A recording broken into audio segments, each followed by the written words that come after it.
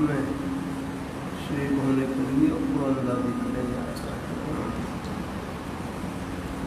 پہلے صف کے مصداق میں کئی قول ہیں۔ ایک یہ ہے کہ پہلی صف میں ہی کھڑے ہونا، کہ ظاہری طور پر پہلی صف میں کھڑے ہونا۔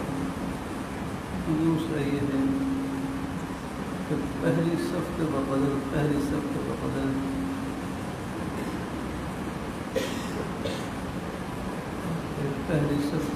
جتنے لوگ مسجد میں پہلے آ جائیں، پہلی صف کے بقدر جتنے لوگ مسجد میں پہلے آ جائیں، چاہے پہلی صف میں جگہ نہ بھی ملے، لیکن پہلی صف کے بقدر جتنے لوگ مسجد میں آ جائیں، جہاں بھی نماز پڑھیں گے وہ سب پہلی صف میں۔ اور ایک اور یہ بھی ہے کہ امام کے درمیان اور مقتدی کے درمیان کوئی سکون وغیرہ حائل نہ ہو تو سب پہلی صف میں شریک پہلی صف میں۔ ایک یہ ہے ظاہری طور پر پہلی صف میں کھڑا ہو جائے، ایک یہ ہے کہ پہلی صف کے بقدر جتنے لوگ مسجد میں پہلے داخل ہو گئے، جہاں بھی نماز پڑھیں گے وہ پہلی صف میں ہے۔ اور تیسرا یہ ہے کہ امام کے درمیان اور مقتدی کے درمیان اگر کوئی حائل نہیں ہے درمیان میں تو سب پہلی صف میں شریک ہے۔ قال حدثنا عبد الوليد قال حدثنا ابو الوليد قال حدثنا شعبة عن قتادة عن انس عن النبي صلى الله عليه وسلم قال سبوا صفوفكم فإن تسوية الصفوف من إقامة الصلاة۔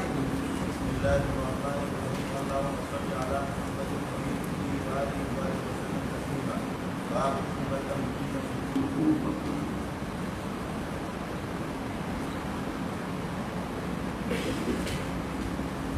آپ صلی اللہ علیہ وسلم نے ارشاد فرمایا سووا صفوفکم فإن تسویۃ الصفوف من إقامة الصلاة۔ حرم شریف میں بعض ائمہ نماز کھڑی ہوتی ہے، وہاں پر باقاعدہ اعلان کرتے ہیں سووا صفوفکم فإن تسویۃ الصفوف من إقامة الصلاة، کہ اپنی صفوں کو سیدھا کرو۔ اور پھر بعض روایات میں ہے کہ کندھے سے کندھا ملانا، قدم سے قدم ملانا، کندھے سے کندھا ملانا۔ ہمارے گرو استاد فرمائے گئے کندھے سے کندھا ملانا یا قدم سے قدم ملانا، یہ کنایا ہے تسویۃ الصفوف سے، یہ کنایا ہے تسویۃ الصفوف سے، مراد اس سے صفوں کو سیدھا کرنا ہے، یعنی حقیقی معنی مراد نہیں۔ تو اگر بالکل کندھے سے اوپر کندھے سے کندھا ملا دیں تو پھر نیچے سے قدم کو قدم کے ساتھ ملا دیں، پھر تو کھڑا ہونا مشکل ہو جائے گا۔ آپ اوپر سے کندھا بھی ملا لیں بالکل، اور نیچے قدم کو قدم سے ملائیں تو بالکل کھڑا ہونا مشکل ہو جائے گا۔ مراد اس سے تسویۃ الصفوف ہے، یہ کنایا ہے تسویۃ الصفوف سے کہ صفوں کو سیدھا کرو، سیدھا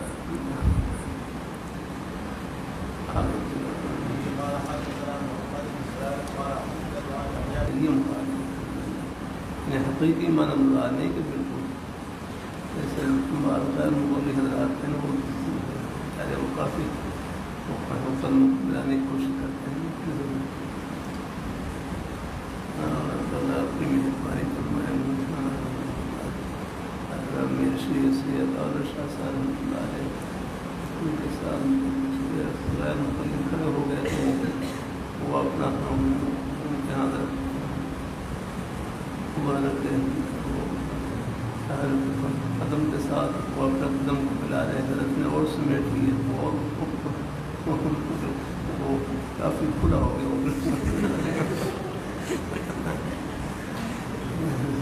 جب وہ رکوع میں گئے تو میں قضا کرنے کو نہیں جائز ملا۔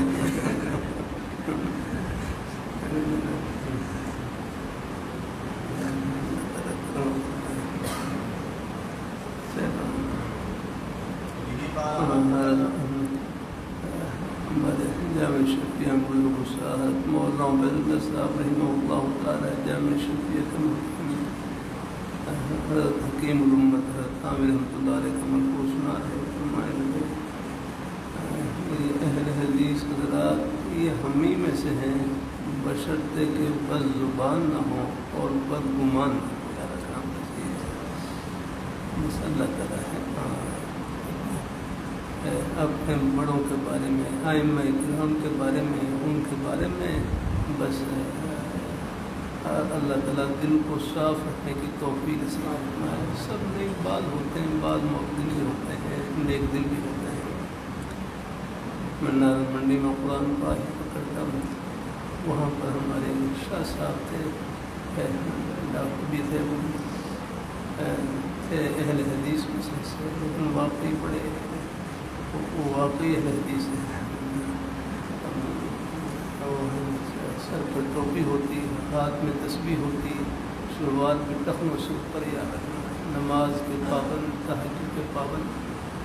کبھی ان کی زبان سے کوئی بڑوں کے بارے میں اور ائمہ اکرام کے بارے میں کوئی ہلکا لفظ بڑے نیک دل بھی اہل حدیث ایک دفعہ میں اللہ تعالیٰ اپنی مہربانی فرمائے.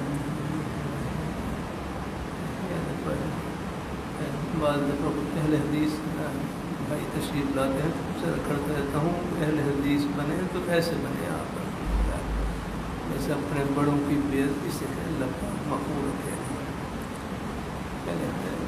بھی ہے معتدل حضرات زمانے میں ہوتے ہیں اللہ تعالیٰ اپنی مہربانی مولانا مجبار غزل رحمۃ اللہ علیہ مولانا داؤد غزل رحمۃ اللہ علیہ یہ حضرات اہل حدیث حضرات میں سے تھے اللہ رحمۃ اللہ علیہ سے محبت کا تعلق کیا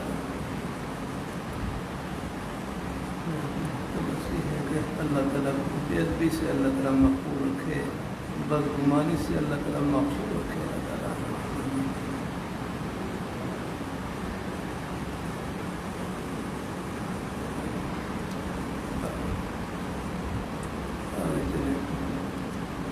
قال حدثنا محمد بن سلام قال عبد عن يحيى بن سعيد الانصاري عن عمرو عن عائشه رضي الله تعالى عنها قالت قال رسول الله صلى الله عليه وسلم يصلي الليل بحزنه رجال مسلم فراى شخص النبي صلى الله عليه وسلم فقام الناس يصلون بصلاته فاشبهوا فحدثوا بذلك فقال الليله الثانيه فقام معهم الناس يصلون بصلاته فلهم ذلك ليلتين او ثلاثه حتى اذا كان قال ذلك جلس رسول الله صلى الله عليه وسلم فلم يقل فلما اصبح ذكر ذلك الناس وقال اني خشيت ان تكتب عليكم صلاه الليل باب صلاه الليل وبه قال حدثنا ابراهيم بن قال اخبرنا ابن ابي قال حدثنا ابن ابي ذئب عن المقبري عن ابي سلمه بن عبد الرحمن عن عائشه رضي الله تعالى عنها ان النبي صلى الله عليه وسلم قال له بشير يقصد في النهار يكتب بالليل مسار الناس وسبت ضراره وبه قال حدثنا عبد الاعلى بن حماد قال حدثنا وزيد قال حدثنا موسى بن عقبه عن سالم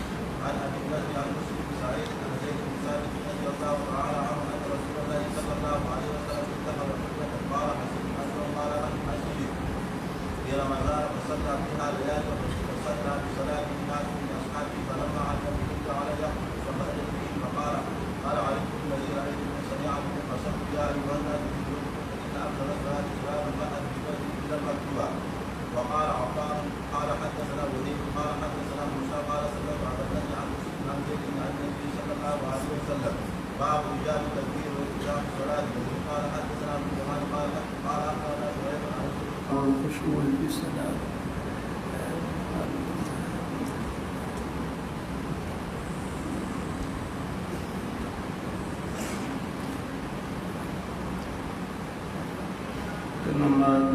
نماز میں خشوع حاصل کرنا. نماز کی دو صفتیں ہیں خشوع خضوع سے نماز پڑھنا. نماز کی دو صفتیں ہیں خشوع خضوع سے نماز پڑھنا. خشوع کا مطلب توجہ سے نماز پڑھنا اور خضوع کا مطلب نماز میں عز و انکساری کا اظہار کرنا.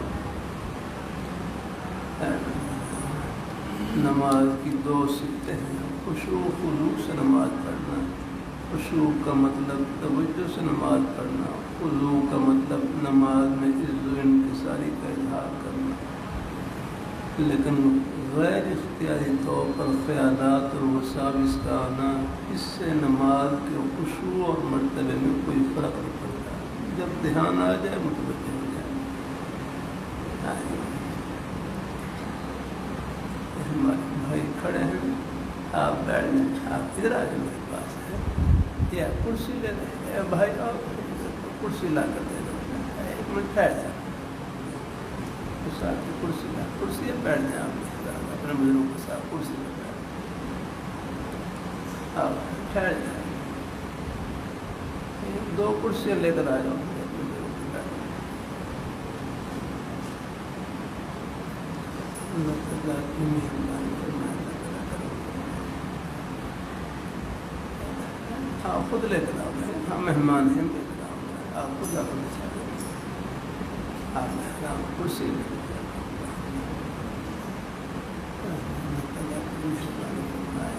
بھائی مہمان ہو تو خود بھائی ان سے پوچھ لیا جائے۔ اللہ تعالیٰ حدیث میں بھی آتا ہے، من کان یؤمن باللہ والیوم الآخر فلیکرم ضیفہ۔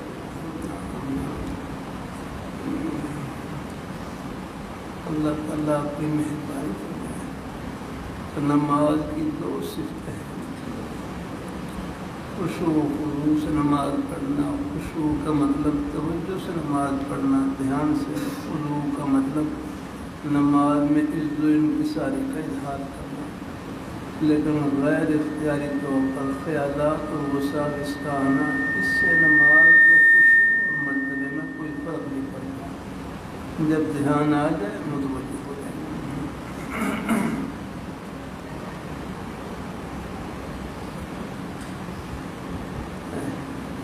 نماز میں غیر اختیاری طور نماز میں خیالات کا لانا منع ہے، آنے سے کوئی فرق نہیں پڑتا۔ وہ تو مشکوٰۃ شریف میں آپ نے پڑھا ہوگا، باب فی الوسوسہ میں ایک شیطان جس کا نام خنزب ہے، اس کا کام یہی ہے نماز کے اندر وساوس ڈالنا۔ ایک شیطان جس کا نام ولہان ہے، ولہان وہ وضو کے اندر وساوس ڈالتا ہے۔ اللہ تعالیٰ اپنی مہربانی فرمائے۔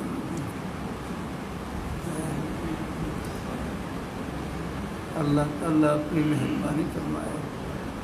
نماز کی دو صفتیں ہیں، خشوع و خضوع سے نماز پڑھنا، توجہ سے نماز پڑھنا، اور خضوع نماز میں عز و انکساری کا اظہار کرنا۔ خشوع کا تعلق دل سے ہے اور خضوع کا تعلق اعضاء سے ہے، لیکن غیر اختیاری طور پر خیالات اور وساوس کا آنا، اس سے نماز کے خشوع اور مرتبے میں کوئی فرق نہیں پڑتا۔ جب دھیان آ جائے متوجہ ہو جائے۔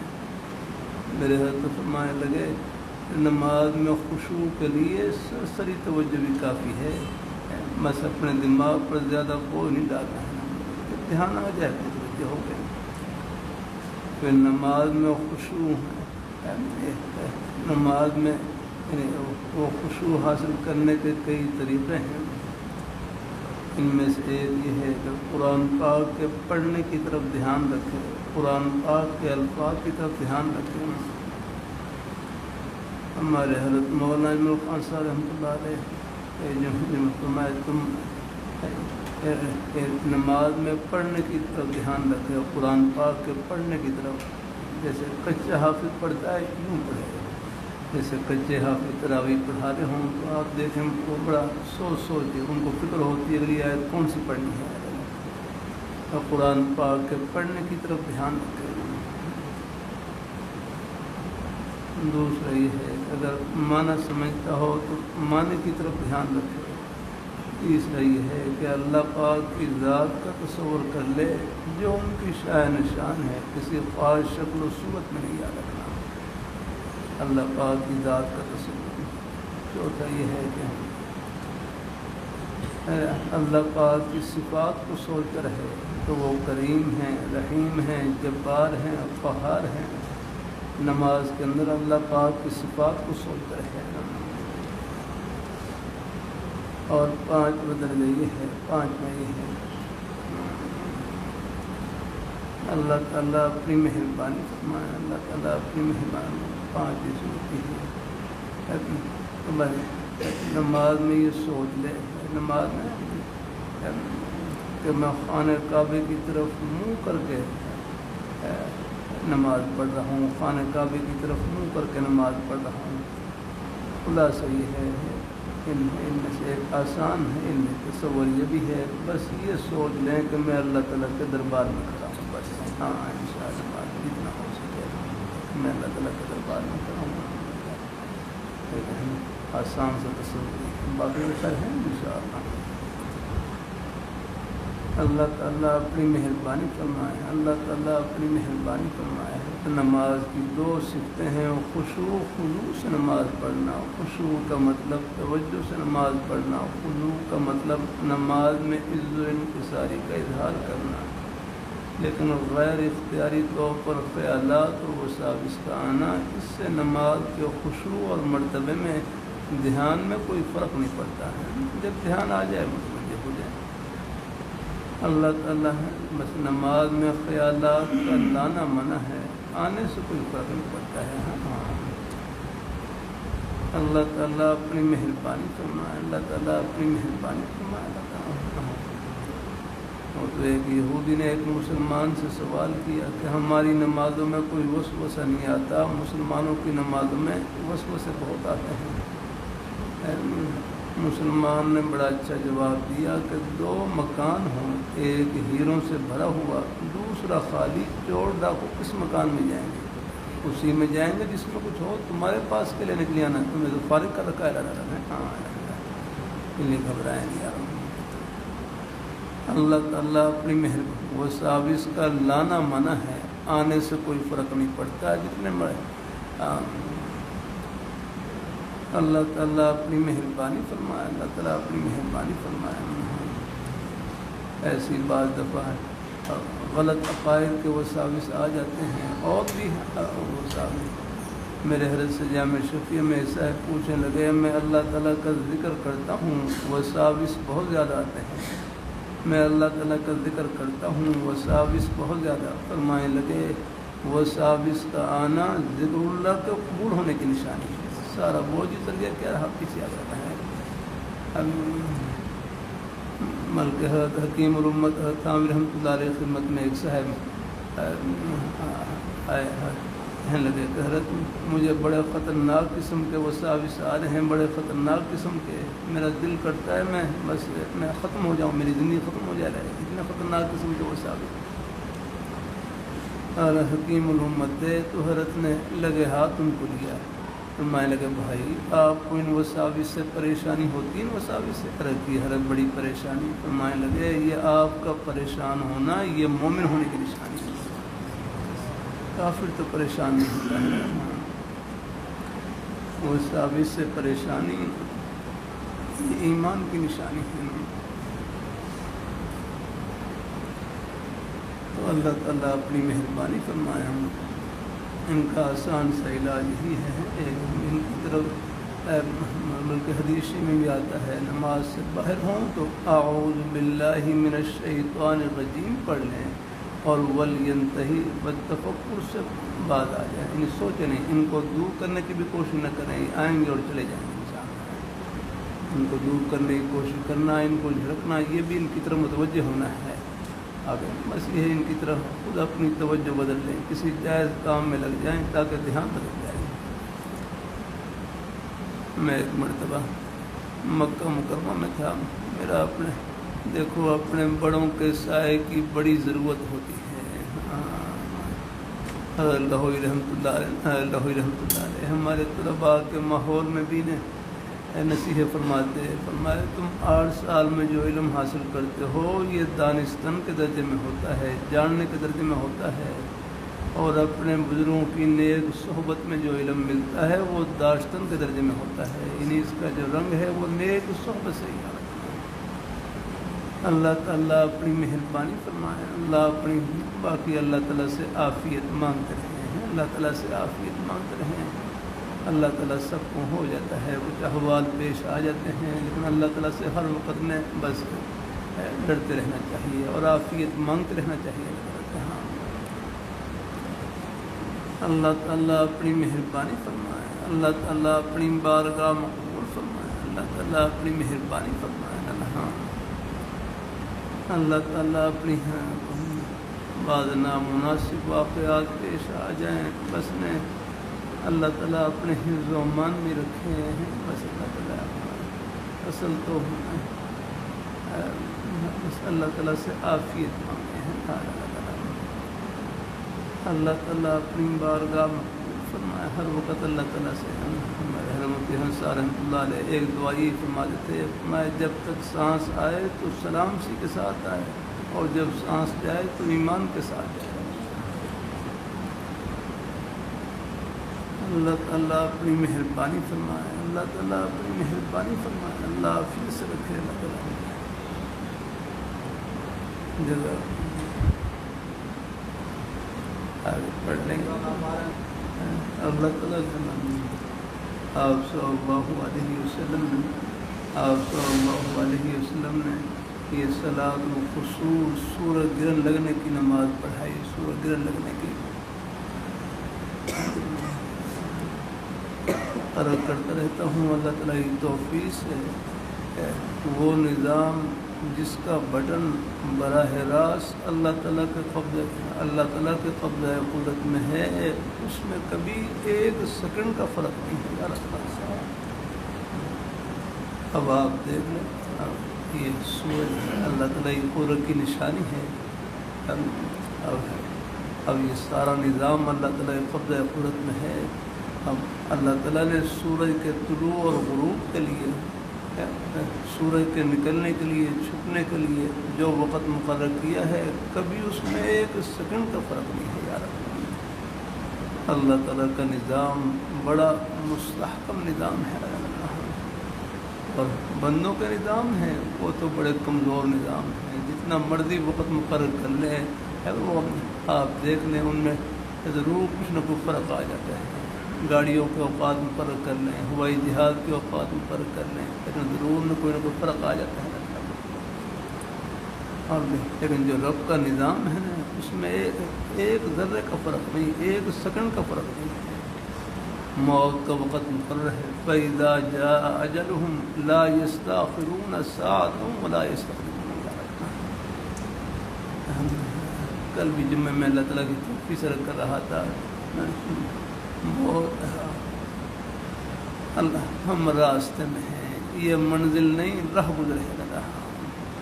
اللہ رحمۃ اللہ علیہ کتنا پیارا جملہ فرمائے لگے, ہم دنیا میں رہنے کے لیے نہیں, اللہ میاں کو خوش کرنے کے لیے آئے.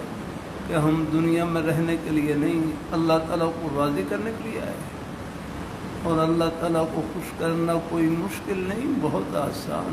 نماز پڑھ لی اللہ تعالیٰ خوش ہو گئے, روزہ رکھ لیا اللہ تعالیٰ خوش ہو گئے, زبان سے سچ بولیں اللہ تعالیٰ خوش ہو گئے, یہ دین کی بات محبت سن لی اللہ تعالیٰ خوش ہو گئے. ہمارے بزرگ بھائی محبت سے تشریف لائے, حدیث شریف کے سبق میں شریک ہو گئے. انشاءاللہ یہ ایک سانس اللہ تعالیٰ کی خوشی سے بھرا ہوا ہے. الحمدللہ. اللہ تعالیٰ اپنی بارگاہ مقبول فرمائے. نیک مجالس میں اٹھتے بیٹھتے رہا کریں, برکت ہوتی ہے. معافی ہمارے سب الحمدللہ. یہ جو دین کی فضا قائم ہے, یہ جمعے میں ہمارے قابی حضرات ہیں, واعظ و نصیحت فرماتے ہیں. جتنے مدارس ہیں, جہاں جہاں خیر کے سلسلے ہیں, یہ سب جنت کے باغ ہیں. اللہ تعالیٰ یہ ایک آدمی نہیں, یہ سب کی محبتوں کا صدقہ لگ رہا ہے. اللہ اپنی بارگاہ مقبول فرمائے, اللہ اپنی بارگاہ مقبول فرمائے. اللہ تعالیٰ اپنی مہربانی فرمائے. اللہ تعالیٰ اللہ نے اپنے دین کو باقی رکھنا ہے, قیامت تک باقی رہے گا. ہم بس دعا یہ کرتے رہا کریں کہ اللہ تعالیٰ ذرے کے طور پر, ذریعے کے طور پر, وسیلے کے طور پر اللہ ہم سب کو اللہ تعالیٰ قبول فرمائے رکھے ہیں.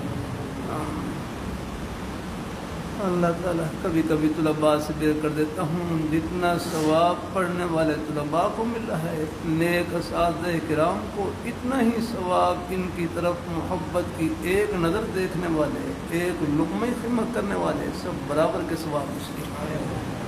یہ محبت آخرت کی خوشیوں میں سب کو ملائیں گے انشاءاللہ الحمدللہ۔ اللہ تعالیٰ اپنی مہربانی فرمائے، اللہ تعالیٰ اپنی بارگاہ میں قبول فرمائے الحمدللہ۔ باقی رکھ کر دوں اللہ تعالیٰ کی توفیق سے کہ یہ مدرسہ تو سیکھنے کی جگہ ہے، عمل کرنے کی جگہ زمین کے چپے چپے پر ہے۔ مدرسہ سیکھنے کی جگہ، عمل کرنے کی جگہ زمین کے چپے چپے پر ہے۔ اللہ تعالیٰ اپنی مہربانی فرمائے، اللہ اپنی بارگاہ میں قبول فرمائے۔ اللہ تعالیٰ ہم سب، اللہ تعالیٰ ہم سب کو اللہ اب طلباء یہ دیکھو یعنی بہت سے فرامین تو ایسے ہیں جن پر بادشاہ سے لے کر فقیر تک سب کی طرف متوجہ ہے۔ اب دیکھو یہ نماز کے متعلق احادیث پڑھ رہے ہیں، نماز کے متعلق ابھی ہے نماز کا حکم ایسا ہے کہ بادشاہ سے لے کر فقیر تک ہے، یہ سب کی طرف متوجہ ہے الحمدللہ۔ اللہ تعالیٰ بعض حدیث ایسی ہیں، اب کتاب البیوع بے شرح کے متعلق احادیث ہیں، اب یہ حدیث ان میں جو فرامین ہیں ان میں یہ ہمارے ہیں ان بھائیوں کی طرف ہیں جو کاروبار کرنے والے ہیں، معاملات کرنے والے ہیں، یہ ان کی رہنمائی ترمذی شریف میں ہر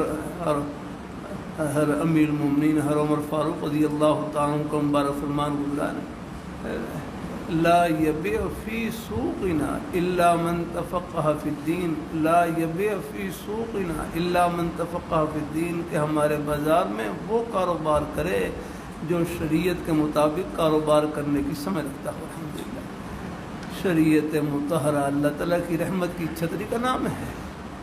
ہمارے پاس اپنا کیا ہے؟ کچھ نہیں یاد رکھنا، کیا سب کچھ اللہ تعالیٰ کا ہی دیا ہوا اللہ۔ اور اللہ رحمۃ اللہ علیہ کتنا پیارا جملہ فرمائے لگے، اللہ تعالیٰ کسی بچے کو مادرزاد نبی نہ پیدا کر دیں، پیدائشی طور پر نبی نہ پیدا کر دیں، پوری دنیا کے خزانے اکٹھے کر لیں، دولتیں اکٹھی کر لیں، کسی بچے کو ایک آنکھ نہیں دے سکتے۔ اور اللہ تعالیٰ کتنا بڑا انعام اور احسان ہے کہ دنیا میں اربوں خربوں انسان آئے، اربوں انسان اب بھی موجود ہیں۔ اللہ تعالیٰ نے ہر انسان کو مفت میں 2 آنکھیں عطا کر رکھی ہیں، یہ ہے بولنے کے لیے زبان، سننے کے لیے کان، چلنے کے لیے پیر، پکڑنے کے لیے ہاتھ، یہ سب اللہ تعالیٰ کی نعمتیں ہیں۔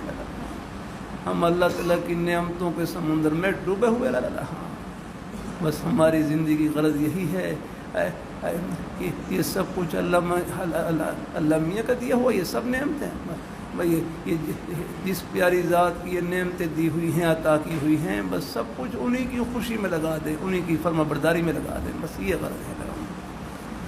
اللہ تعالیٰ سب کو قبول فرمائے، اللہ تعالیٰ سب کو اللہ عافیت سے رکھے، ایمان کی سلامتی کے ساتھ رکھے۔ کبھی کبھی یہ طلباء سے بھی کر دیتا ہوں، اللہ مجھے بھی عمل کی توفیق، یہ دینی کتابیں ہیں، اگر یہ حدیث کی مبارک کتابیں، دینی اسباق دین، یہ صرف ان کو مدرسے کے امتحان میں پاس ہونے کے نیت سے نہ پڑھا کرے، عرش پر پاس ہونے کے نیت سے پڑھا کرے، یہ سب کچھ آخرت کے لیے ہے۔ اللہ تعالیٰ سب کو قبول فرمائے، ہمارے مہمان حضرات ہیں، سب کو اللہ تعالیٰ خوشیوں سے بھرائی رکھے، اللہ ہم سب کو اپنے ایمان پہ، دین پہ قائم رکھے، نیک رستے پہ لگائے رکھے۔ انشاءاللہ آپ اپنی دکان کو جنت کی دکان، اپنے دفتر کو جنت کا دفتر، اپنی کھیتی باڑی کو جنتی کھیتی باڑی، اپنی ملازمت کو آخرتی ملازمت، روزی کا کوئی بھی بہانہ بس سچائی سے بھرا ہوا، امانت داری سے، اپنی حق حلال کی روزی سے، یہ بہانہ فرش پر نہیں جنت کے دروازے پر ہے۔ یعنی کتنی آسانی اللہ تعالیٰ سب کو قبول فرمائے، سب کو اللہ تعالیٰ قبول فرمائے۔